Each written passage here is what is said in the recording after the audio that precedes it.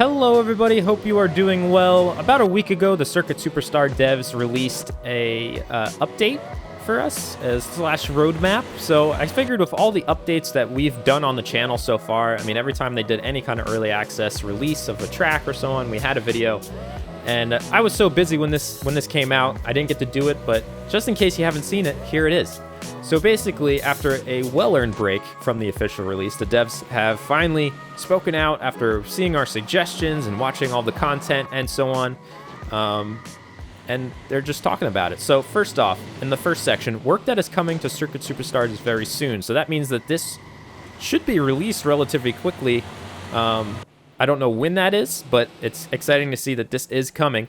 Reverse tracks. So that's just an instant way to almost double, or basically double the amount of tracks in the game. If they do it for every track. I don't know if every track's going to get this or not, but they're going to reverse grid it. So basically, you get a whole new track, because it is going to be different. I mean, you're going to have a different turn one, a different attack on corners and so on, different lines that are going to work out. That should add some things. It's going to be interesting to see, like, do they move the grid lines to the other side of start-finish, or how's that going to work? They also have Steam invites, so you'll be able to invite your friends into a game directly from the Steam's friend overlay. And this is pretty cool, because sometimes typing out or giving everyone a code and then everyone having to type it in for the lobby code gets a little old once in a while, but I don't know which is going to be easier or not. Like, if you're streaming with friends and you just put the lobby code up, that seems easier than having to go through and invite everyone one by one over and over again. But that's a cool option. Always happy for options. Screen space steering. So basically this is, I know even when I first hopped in the game, steering left and right based on where the car was, it was a struggle connecting that to my brain at first.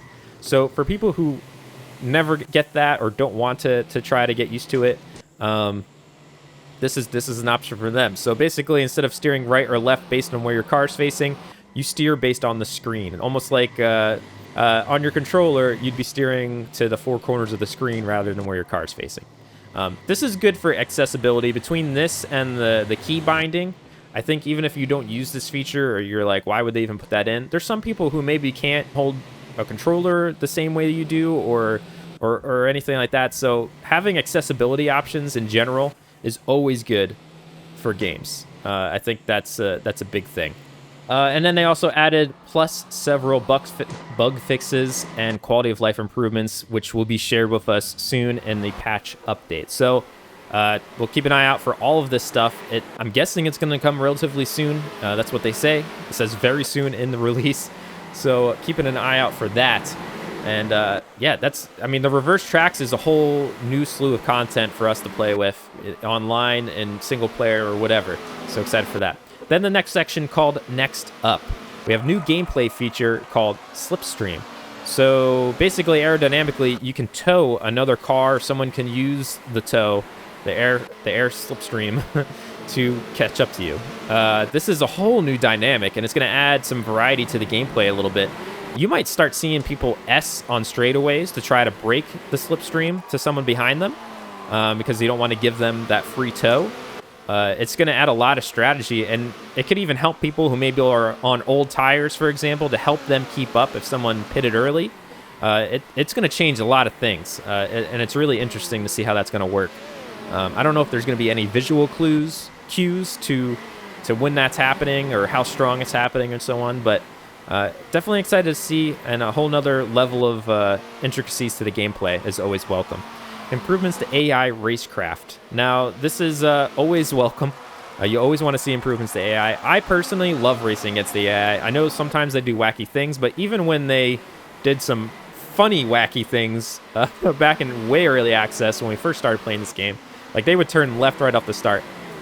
When you see stuff like that, I take it with a grain of salt and I laugh at it, and it's fun. And it's always great to see them improve. Like, they fixed that pretty early on. And now they race pretty well, I think. They still once in a while will run into you. So if they get some sort of awareness to the player a little bit, I don't want them to just move out of the way, though. Sometimes games, I feel, especially racing games with the AI, it's almost like, all right, if I can get my nose in a certain place heading into a turn, they're just going to let me go by. And I don't want to see that. You kind of saw that in like NASCAR Heat for example, or whatever. Kind of racing games do that once in a while with AI, and you don't want them to be too easy. I'd rather have it beating and banging back and forth than see that. But also, if they want to improve the pit strategy of the AI, that would be huge too. I'd definitely welcome that as well. Well, moving on from AI racecraft, online improvements to synchronization and collisions. Now, this is pretty big, especially for the competitive scene. Like when you get close to someone, or if you accidentally make contact, wheel-to-wheel racing online right now, the physics go real wonky, and it makes it almost hard to pass cleanly in this game, because if you get close to somebody once in a while, it just freaks you out and you lose control of your car, and you might get into them even more. So seeing that kind of synchronization stuff improved is huge. Some of it is sometimes out of their hands, I think, with if you get a server of someone that's just on the other side of the world, it's hard. It's online video games. There's only so much you can do, and especially as a smaller team, I'm excited to see what they can accomplish here in improving that. But for league play, that is big. We joined a league this year, and once in a while having desync issues was played a big role in the race, honestly. Online play while you wait. So you'll be able to play games or modes and customize your car and driver as you wait for an online game. I love the idea of being able to customize our stuff while we wait. That's cool. Honestly, I've never waited too long. I know there's been a few waits, but I've never waited too long to get in a lobby that I'd want to go race a different race. I feel like that would just kind of like to load in a whole nother thing is just, I don't know. We'll see how that goes. It'll be interesting to see how that works, but it's cool.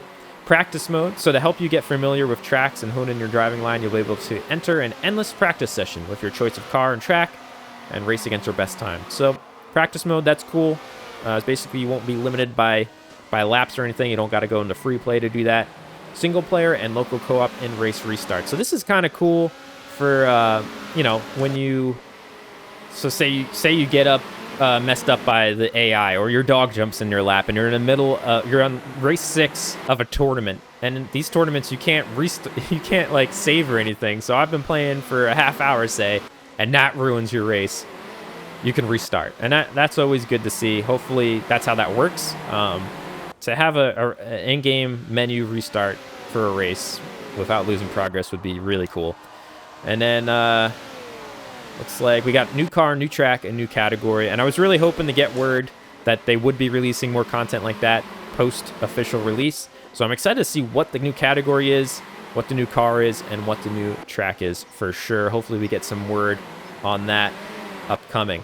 Priorities for Q1 of 2022. So the first 3 months of 2022, starting January, keep an eye out for some of these. Custom lobbies, and in parentheses, they have AKA private lobbies. So I'm excited. I wish I knew exactly what this meant. Like custom lobbies, do we literally get to pick our car, track, settings, like how much wear there is, laps, and so on? Because that would be huge for online leagues. You don't have to wait for the community event on Sundays anymore. You could just find the time when everyone's available and set up custom races to your liking. Does that mean we finally get the chance to do multi-class racing? Like we can race Bonks versus Pacino, for example. That's all kind of cool. I like the idea of that, and having private lobbies so you don't get randoms is huge. Especially like we joined an online league this year, and the randoms were an issue. So welcome with open arms there. I can't wait to see that. And then ranked matchmaking.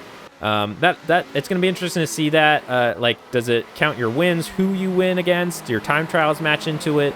Do they count like damage, like your safety ring and iRacing? I don't know. I don't know what they're going to be recording for matchmaking purposes. But that is cool to see, and it'll be interesting to see how it works. Another big thing here too. Finally, for all of you asking, PlayStation 4 release is going to be coming in the first quarter of 2022. So after January hits, keep an eye out. So I know I saw a lot of this in the comments and when this was coming out. There you go. So really appreciate the information from the Original Fire Games team. And congratulations, like I said again, on the official release, and looking forward to more content. Really loving the game so far.